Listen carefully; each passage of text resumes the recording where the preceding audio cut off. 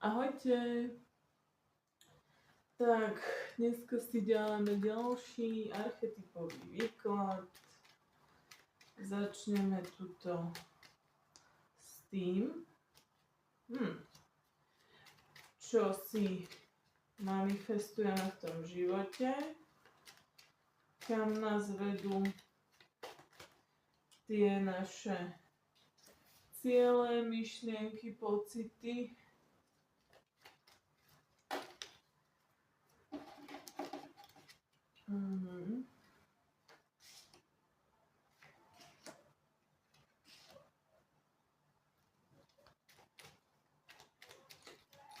Celkom sa nám to rýchlo tu klopkuje.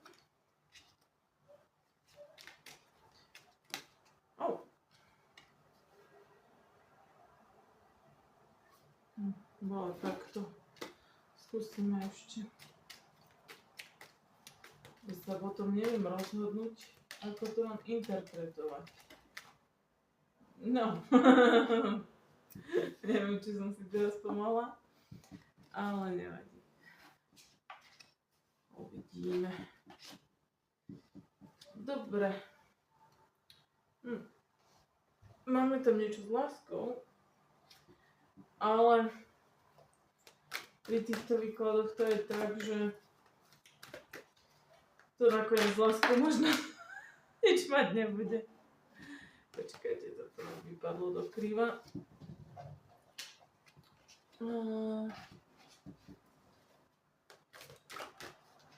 Potrebujeme, aby padla buď rovno, alebo naopak.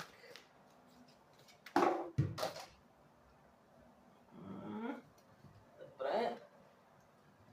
To vyzerá fajn.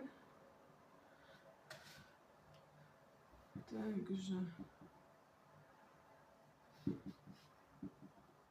ako to máme, vidíte ešte na to. Krár.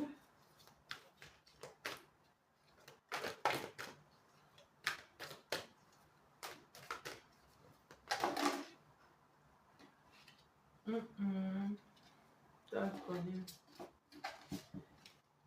Toľko nie.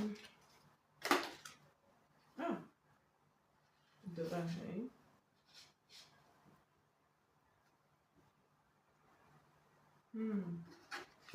Počkajte, máme tu len dve karty. Dobre. Uvidíme. To zatiaľ necháme takto.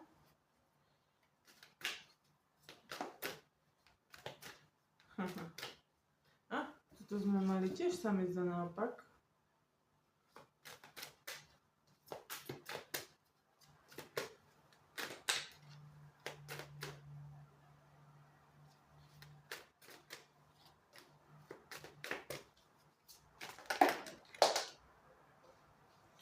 Všetko mi musí padať dneska na zem. Vyčerpaný bojovník. Vzdor.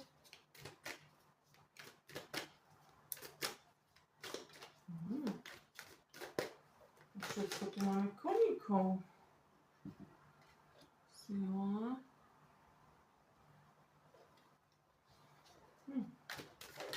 Všelijak do kríva mi to ide. A koníky sú symbolom zmetok. Koníky sú symbolom života.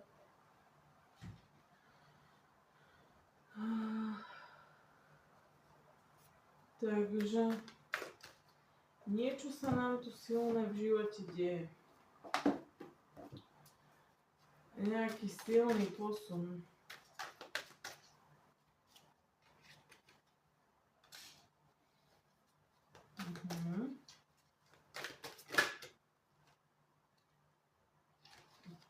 Dobre.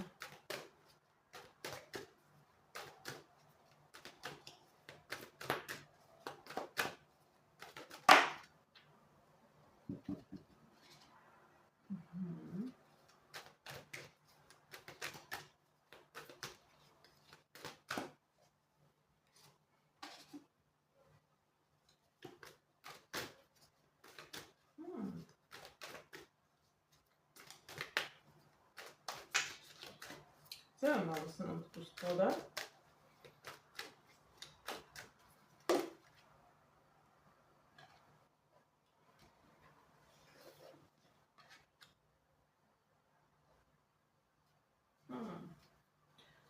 To máme prevrátené.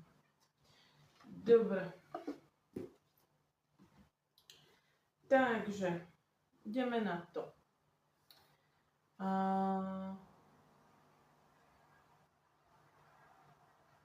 Tou prvou kartou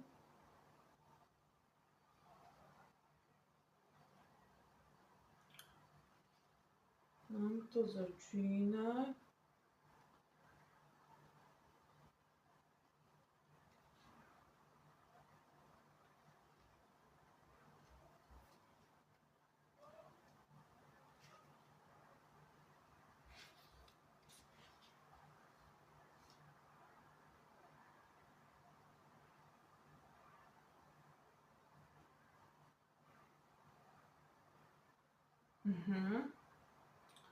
Nemusíte sa toľko obávať konfliktov, aj tie patria k životu. Pestujte si vnútornú harmóniu, buďte pokojnejší.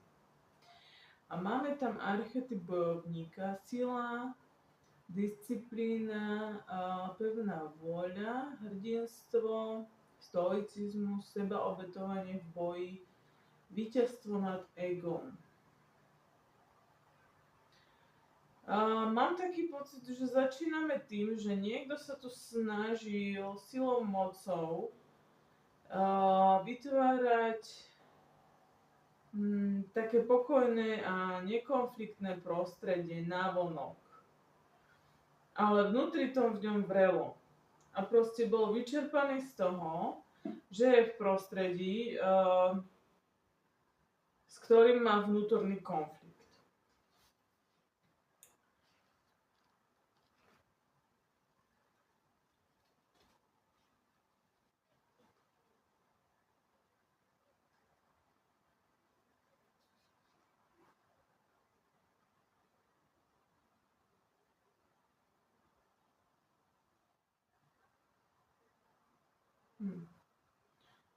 Takže ďalšiu kartu máme. Uvedomte si, že budúcnosť není pevne daná. Pokiaľ zmeníte postoj a myslenie, zmení sa aj veľa navonok. Ale tu máme toho zlodeja naopak. Čiže vlastne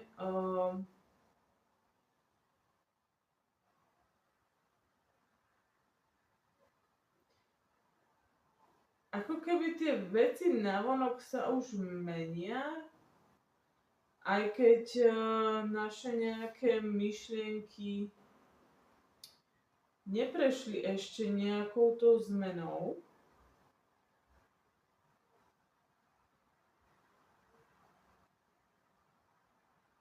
Bo vlastne tá karta myšlienok nám hovorí o našom negatívnom nastavení mysle, potlačaní pocitov, a neprevzať zodpovednosť za svoj život. A vlastne to by sa nám malo teda prejavovať aj v tom živote, že vlastne naše negatívne myšlienky nám tvoria náš život. Ale tu sa to začína meniť, ako keby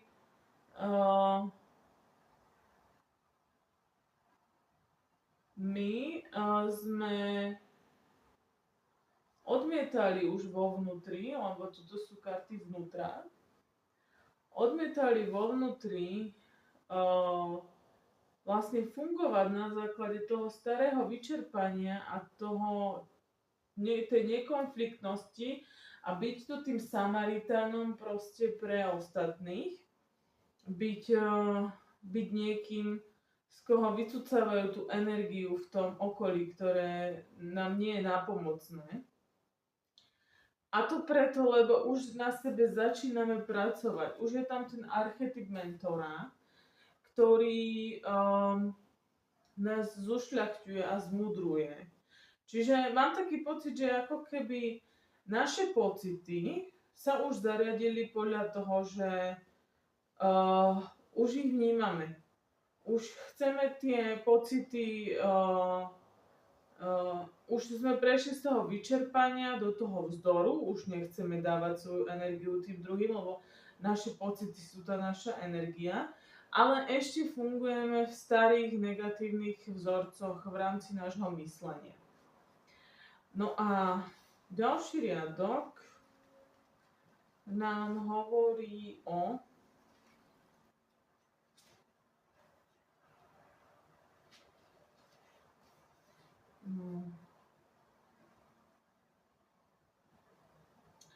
zrejme nemáte odvahu vysporiadať sa s určitým problémom. Mali by ste sa k tomu odhodlať a previesť zodpovednosť za to, čo prežívate.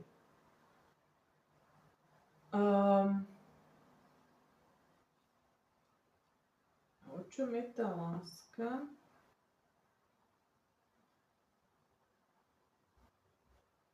Rovnováha medzi dávaním a príjmaním. Naučte sa mať radi sami seba. Čiže ako keby zobrať zodpovednosť za to, čo prežívate. A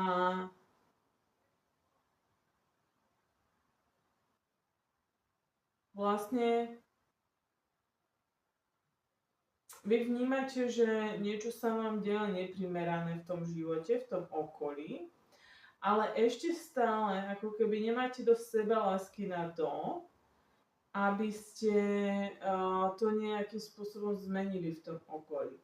Ale už vnútri sa buduje nejaká tá vaša sila. A vlastne tu sa už začínate konfrontovať s inými ľuďmi. Tu už si začínate nastavovať hranice. A malo by to viesť k tomu, že navonok budete pôsobiť ako kráľ. Ako ten, kto vedie. A ten smer, ktorý vedie, ten kráľ, je prospešný pre ňoho aj pre tých ostatných. Čiže vlastne v tomto výklade sa nám to pekne buduje od toho vnútra, od tých pocitov, že my si vlastne budujeme tie pocity a postupne sa to preklápa aj do tých myšlienok, ale ešte stále niektoré veci vidno v tom okolí, niektoré nie, hej. Tuto ešte nemáme nastavenú tú hranicu, aby možno ste nastavili tú hranicu nejak, aby sa tie konflikty alebo to nejaké zlé usporiadanie, ktoré máte v živote v rámci nejakých vzťahov, že ste nastavili hranicu, aby sa vám tá toxicita nešírila do života, ale ešte stále nemáte tú toxicitu zahojenú, alebo proste odstránenú, hej? Že akurát sa nešíri, ale stále ste nejak infikovaní, alebo stále nejak vidíte dôsledky tej toxicity, hej? Že napríklad tie vzťahy máte stopnuté a neužívate si nejaký rozvoj tých vzťahov, proste nehľadáte nových kamarátov, nehľadáte nových partnerov, alebo nevytvárate si nejaké osobnejšie vzťahy na pracovisku, pretože proste ešte stále bojujete s tou toxicitou, ktorou vás nakazili buď na tom predchádzajúcom pracovisku, alebo predchádzajúci partner, alebo tí kamaráti známi, hej, alebo rodina nejak. Proste tam ešte je to také nezahojené.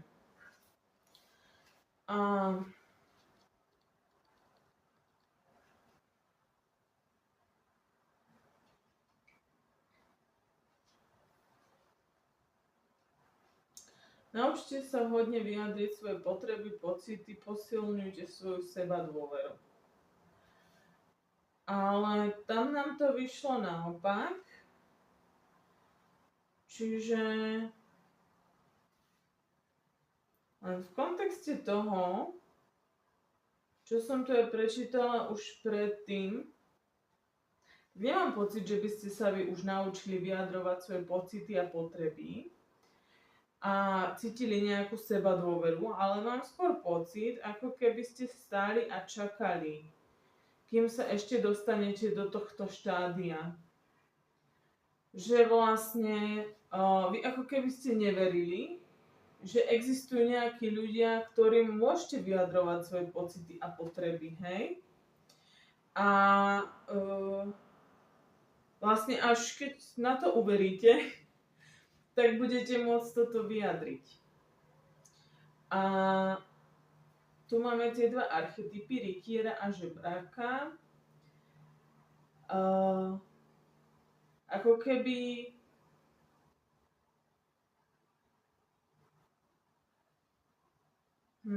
ako keby ste chceli žiť v tej pravde, ale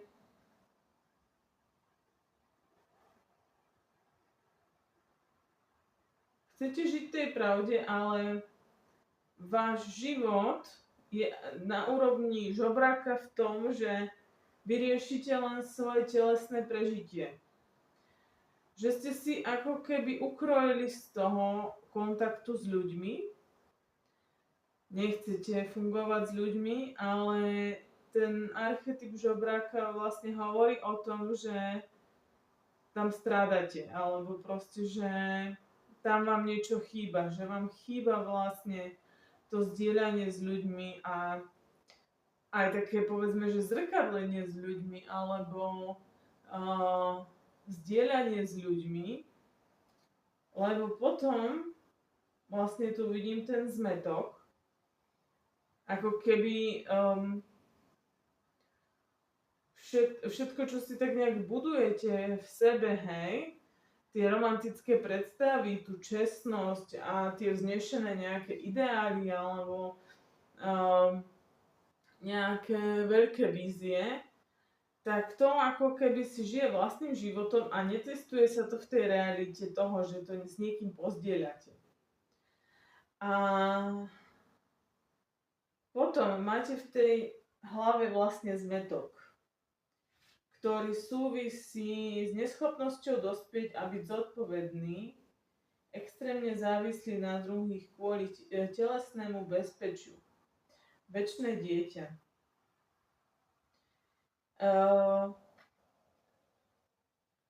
Vy vlastne zostávate dieťaťom v tých vzťahoch.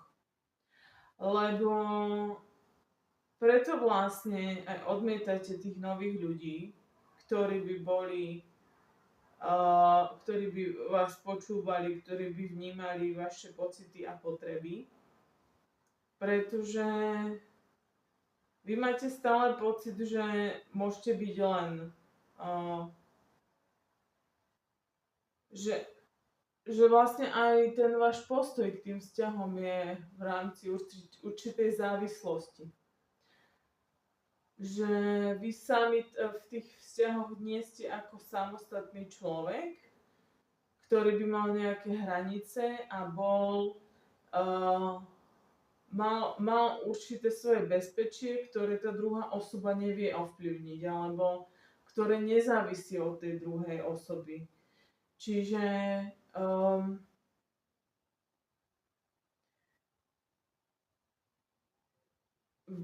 vám sa tu ako keby vytvára zmätok v tom, že na jednej strane chcete budovať tú svoju nezávislosť a na druhej strane ste veľmi závislí na tých ľuďoch. A to hlavne preto, lebo ste odmietli napríklad budovať nejaké vzťahy, ste vyhľadovaní po tých vzťahoch a potom môže prísť proste pár ľudí, ktorí vám ponúkne odrobinky alebo hocičo, ale tým, že vy ste vyhľadovaní, tak vy na tie odrobinky skočíte. A zase sme v tom začarovanom kruhu, že vlastne vám tí druhí ľudia ublížia. A preto vlastne nie je dobre odmietať vzťahy ako celkový ten koncept, odmietať ľudí, pretože nám potom bude chýbať to nenaplnenie v tejto oblasti. Je to proste niečo, ako keby ste si odrezali ruku a čakali, že vám tá ruka chýbať nebude, hej. Takže skúste alebo staňte sa ako keby tým nezávislým človekom tým, že uznáte, že proste tie vzťahy potrebujete a budete si ich budovať v bezpečí a v rámci svojej vlastnej sebaistoty skôr, ako vás doženie ten hlad po tých vzťahoch. Lebo ten príde. Takže, držím vám palce, aby sa vám to podarilo. A vidíme sa pri ďalšom výklade. Ahojte.